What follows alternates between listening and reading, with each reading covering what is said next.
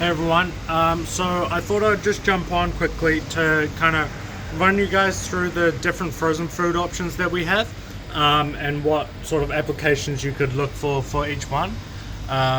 So yeah, basically the thing I think about frozens is like bloodworms and stuff is fine, obviously, but there's so much more variety and so much more better choices that you can look at, more than just like the bloodworms, which are pretty average nutrition wise.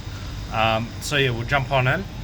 So these are the ones that we have here, the different options, that are all, obviously they've all got different sort of applications.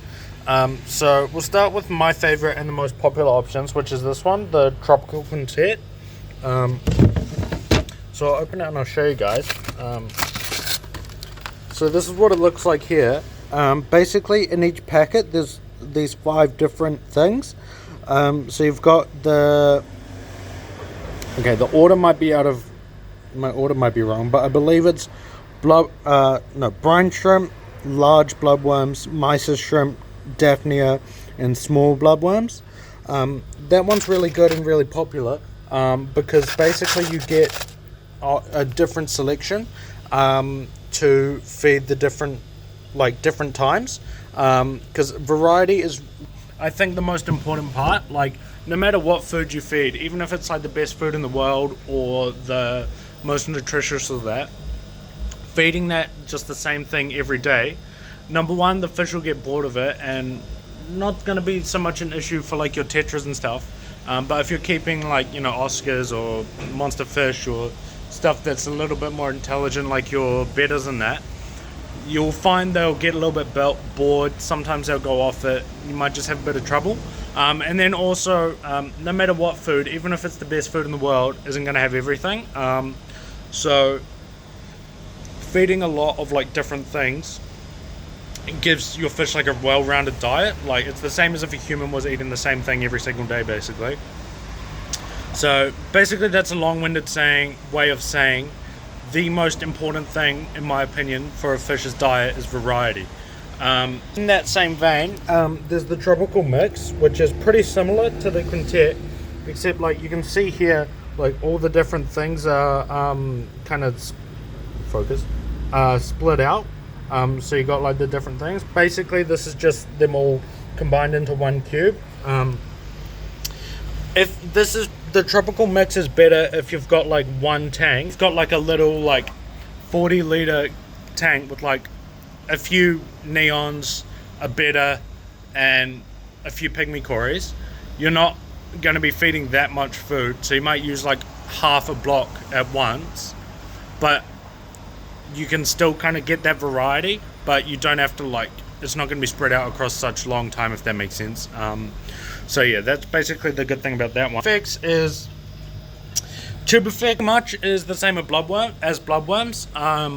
I think they're a little bit better, probably not a lot better, but a bit better like nutrition wise, and I find they're a lot more like clean, because with a lot of the bloodworms you get like these real tiny little bits that break off, that then just go everywhere and mess up the tank and cause a big like mess, basically.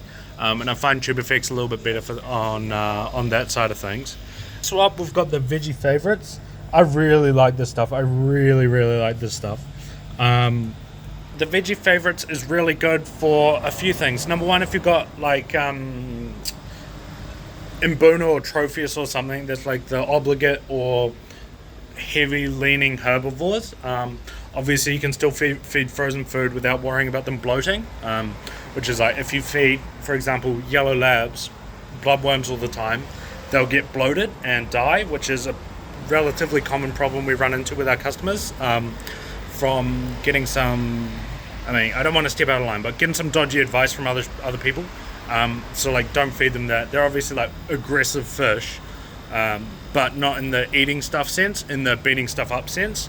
But you can still feed the frozen foods and get all the fun out of it without worrying about it, like causing trouble.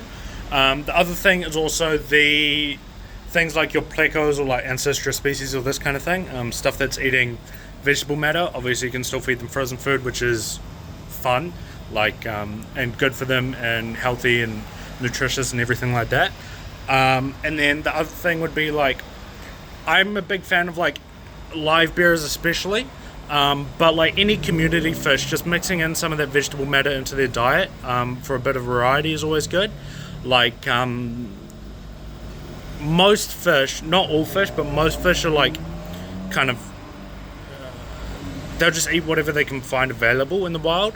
And so mixing in a bit of vegetable matter with your maybe more protein heavy day-to-day food like your flakes or pellets or whatever is a good way of sort of bringing more variety to their diet, getting them different vitamins, minerals, etc. that they wouldn't otherwise get. So yeah, and also, I mean, that extends to any fish, like, you know, American cichlids, any African cichlids, Rift Lake cichlids, West African cichlids, you know, barbs, gouramis, tetras, stuff like that. The odd bit and piece like that is always good. So yeah, and then the less exciting is just the discus food. Pretty good for discus. I find like discus don't do as well. I don't know how to say this without sounding weird. Some fish will be fine on low quality foods, more or less. Like, obviously it's not ideal, but you know, like your neon tetras or something, especially if you're a beginner, keeping them happy is like, the food isn't the most important part. Like, obviously clean water and stuff is, so it probably doesn't matter as much. But things like your discus and African cichlids and that, if you don't feed them quality food, you'll get weird colors and weird growth and everything like that. So yeah, that's the discus food is good for that. It's good for anything that's wanting like high protein and stuff. So people have success feeding it to like angels, and even like peacocks and haps will eat it fine, and you'll notice good growth and everything out of them. Nice happy fish. So yeah, that's kind of all I have for today, because I get a lot of questions about what frozen food is best for what situation. So that's kind of a brief run through of all the different options and what sort of things you want to consider, and what sort of things you want to look at depending on what kind of fish you got. Of course, if you've got any more questions or want some clarification or that, feel free to let me know. Be more than happy to answer any questions in that.